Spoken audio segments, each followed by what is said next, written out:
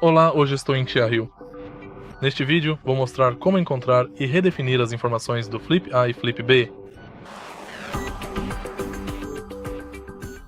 No início, dê uma olhada no lado direito do volante e navegue pelo painel de instrumentos pressionando estes dois botões. Pressione o botão superior para ir até as informações do Flip e agora vá para a segunda seção, Informações acumuladas. Aqui você pode encontrar e redefinir o tempo de viagem, o consumo atual de combustível e a distância percorrida. Pressione e segure o botão OK para redefinir. Agora podemos ir para as informações de condução para redefinir as informações do Trip B. Pressione e segure o botão OK para redefinir. E basicamente é isso.